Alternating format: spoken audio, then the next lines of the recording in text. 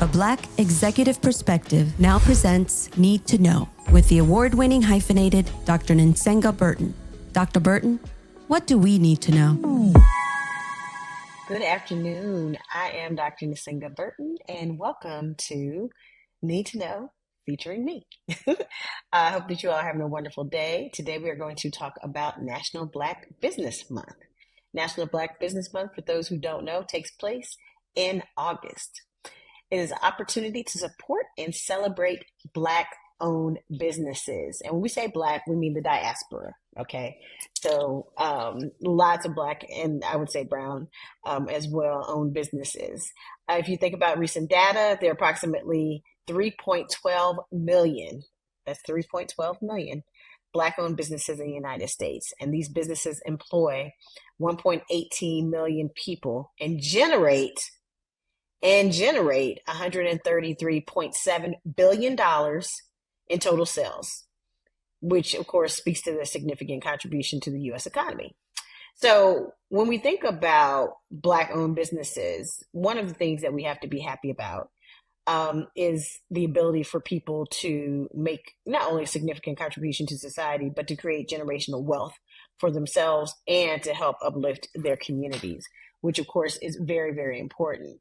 It also flies in the face, right, of this idea that Black and brown people and Black people in this particular instance somehow aren't able to take care of ourselves, or that we did not have these businesses previously. If you think about Black Wall Street, if you think about the Asheville community we talked about earlier, if you think about lots of different places, actual Wall Street, lots of different places in this country where you had thriving Black businesses and Black business districts due to segregation that were thriving and were undone either by violence, mob violence, laws, or things like Retail Merchants Association, which were often used to drive people out of business because you could not be a member of them if you were not white. And if you could be a member, it was cost prohibitive. But in most cases, you could not be a member of them if you were white, and you could not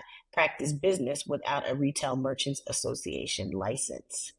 All right, so these are things that are historically significant and important when we think about, or when we talk about Black businesses and when we think about Black Business Month.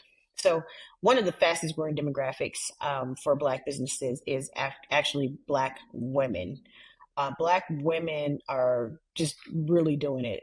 In 2020, the number of Black women-owned businesses grew by 20.2%, outpacing the overall growth of Black-owned businesses at 14.3%, and women-owned businesses, which is at 3.1%. So proportionally, we're killing it.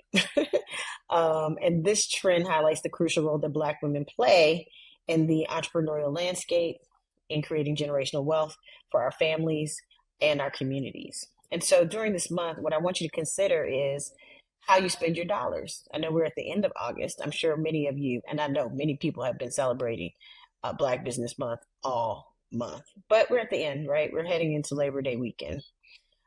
Something I want you to consider is the ways in which you can support Black businesses.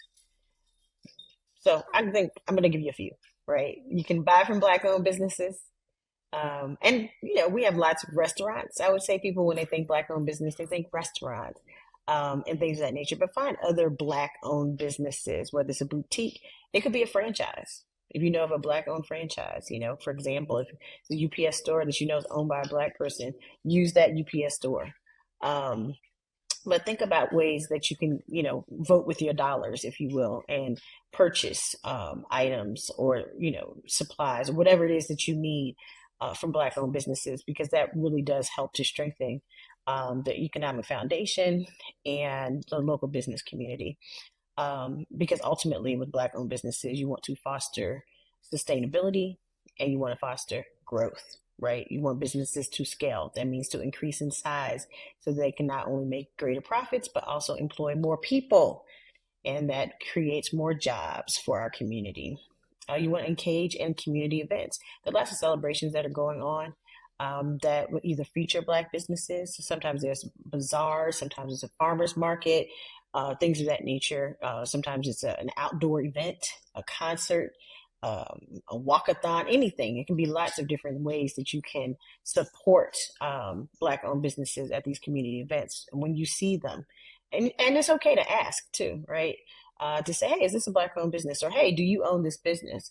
And make your decisions as you will, because ultimately you want the best products. But often I find that we do have the best products and services. So attend and support your local events, your local markets, and go to places where Black entrepreneurs hawk their wares. And sometimes it's a bazaar, sometimes it's a homecoming game. It can be lots of different places. Particularly if you're at a HBCU, where they're very much committed to making sure that Black vendors are in the mix during homecoming season. But make sure that you spend your money with these vendors during the month of August and beyond. And then share on social media. Like if you have a great experience with a Black-owned business, put that on social media. We do a great job of putting on social media that we had a terrible experience. Like, oh my God, don't frequent this place. Oh my gosh, please don't. Oh, they're terrible.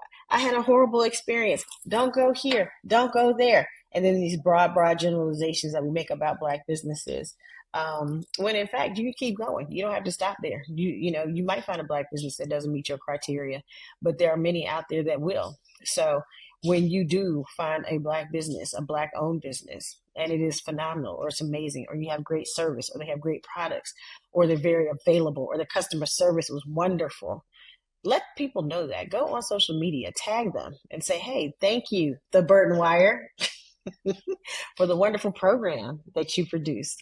And let people know that they can do business with you and support you in various ways.